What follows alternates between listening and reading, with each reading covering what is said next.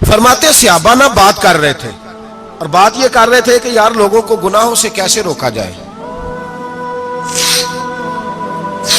لوگوں کو گناہوں سے گفتگو صحابہ یہ کر رہے تھے۔ عبداللہ ابن عمر کہتے ہیں بیٹھے تھے اور یہ گفتگو کر رہے تھے کہ گناہوں سے پلاننگ جی ہوتی تھی، ان کی جو محفلیں ہوتی تھی نا بیٹھ کے، وہ خوش گپیاں نہیں ہوتی تھی بلکہ وہ تبلیغ کی، جد و جہد کی، لوگوں کو برائی سے منع کرنے کے لیے بیٹھتے تھے، اس پر منصوبہ بندی کرتے تھے، پلان کرتے تھے، آگے ترتیب دیتے تھے۔ گفتگو ہو رہی تھی تو اب آپس میں بات ہونے لگی کہ کون سا گناہ زیادہ برا ہے جس پر سب سے پہلے کام کیا جائے۔ تو دور ایک صحابی بیٹھے تھے، ان کا نام تھا عبداللہ ابن عمر، ایک عبداللہ بن عمر ہے اور ایک عبداللہ ابن عمر ہے۔ حضرت عبداللہ ابن عمر دور بیٹھے تھے، بڑے سمجھدار سیانے باریک بین آدمی تھے۔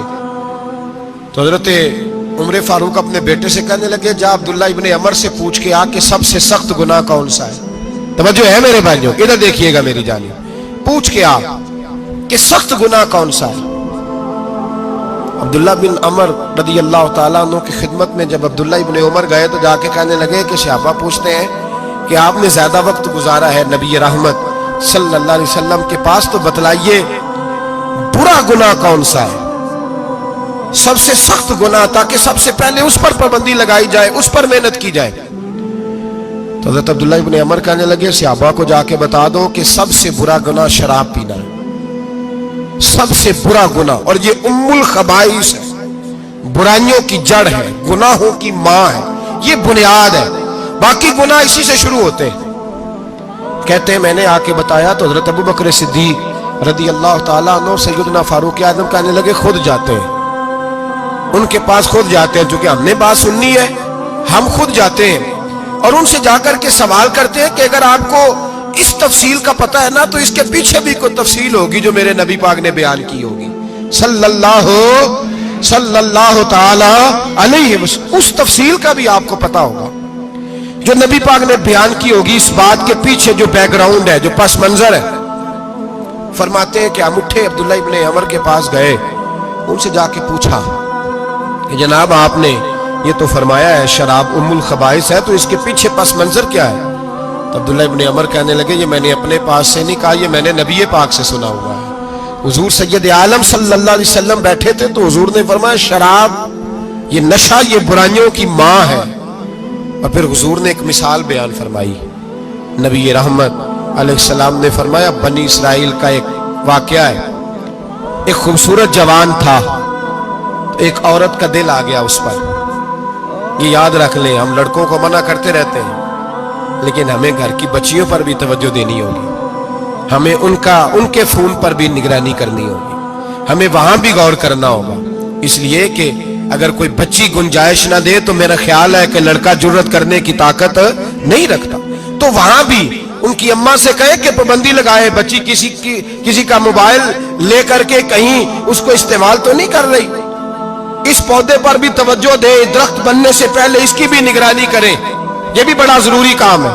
عورت کا دل آ گیا تو نبی پاک علیہ الصلوۃ والسلام فرماتے اس نے کوئی بہانہ لگایا، کسی کو کہا کہ اس نوجوان کو بلا کے لاؤ، اس کو کہو کہ ہم نے کوئی گواہی لینی ہے تجھ سے۔ وہ نوجوان آیا، ایک کمرے میں داخل ہوا تو اگلے کمرے میں لے گئے، وہاں داخل ہوا تو اس سے اگلے کمرے میں لے گئی، وہ داخل ہوا تو اسی طرح 7 مکفل کمروں میں لے گئی۔ میرے کریم رسول میرے محبوب پاک علیہ السلام فرماتے صحابہ کو سمجھا رہے ہیں میٹھے لب و لہجے میں، فرماتے جب سب سے پچھلے کمرے میں لے گئی تو ایک لڑکا بندھا ہوا تھا وہاں رسیوں سے، شراب کا پیالہ پڑا ہوا تھا، اور بی بی کہنے لگی کوئی گواہی شواہی نہیں لینی، تجھے اس لیے بلایا ہے کہ تیرے اوپر دل آ گیا ہے، اب میرے ساتھ منہ کالا کر۔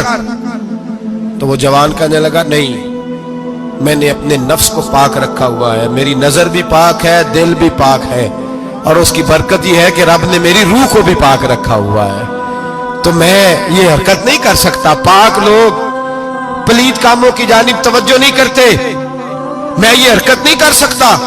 اقبال نے اپنے بیٹے کو دعا دی تھی، اس نے کہا تھا حیا باقی نہیں ہے زمانے کی آنکھ میں، خدا کرے کہ رہے تیری جوانی بے داغ، خدا کرے کہ رہے تیری جوانی بے داغ۔ کہا میرے ساتھ منہ کالا کر، اس نے کہا میں نہیں کرتا۔ کہنے لگی چل پھر اس کو قتل کر، اس کو میں نے باندھا ہوا۔ اس نے کہا میں قتل کیوں کروں، मेरी क्या दुश्मनी है? कहा फिर शराब पियो। कहा मैं शराब भी नहीं पीता।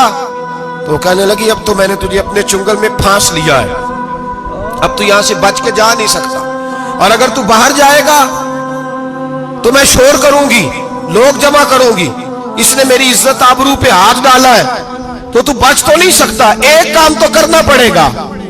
महबूब फरमाते उस नौजवान ने सोचा कि जिना भी बहुत बड़ा जुर्म है, कत्ल भी बहुत बड़ा गुनाह है, चलो अब मजबूरी है तो शराब पी लेता हूं।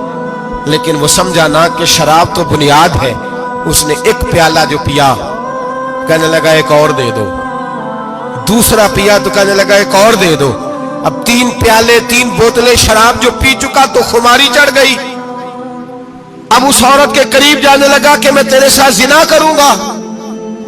उसने कहा जब तक मैं करीब नहीं आने दूंगी जब तक तू इसे कत्ल न करे। उसने उसे कत्ल भी किया, जिना भी किया। तो महबूब फरमाने लगे ये कत्ल और जिना जो हुआ है तो ये शराब की वजह से हुआ है। गोया शराब को जुर्म है जो कत्ल भी कराएगी, जो जिना भी कराएगी।